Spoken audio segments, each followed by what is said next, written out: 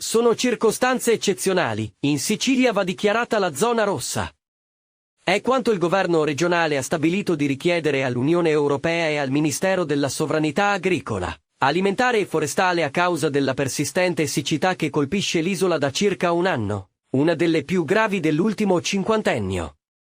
La proposta del presidente della regione Renato Schifani, che al momento mantiene anche la delega di assessore all'agricoltura, è stata approvata nella seduta di giunta sulla base di una documentazione che evidenzia la riduzione delle risorse idriche negli invasi e un contesto generale che pone la Sicilia in zona rossa per carenza di acqua al pari di Marocco e Algeria. Una situazione aggravatasi nelle ultime settimane a causa dell'indisponibilità nei bacini di acqua per l'irrigazione. Per il comparto agricolo e zootecnico quest'anno si stima una perdita pari in media al 50% della produzione nello scenario di improbabili precipitazioni estive e addirittura del 75% se queste non dovessero verificarsi.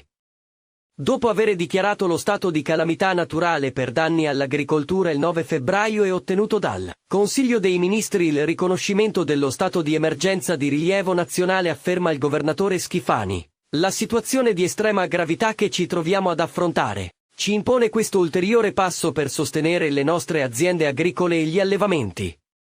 Il mio governo, conclude, è impegnato su più fronti per contrastare la mancanza d'acqua, ma è necessario che tutte le istituzioni, comprese quelle europee, dimostrino concretamente attenzione e sensibilità per una emergenza che va affrontata in modo corale.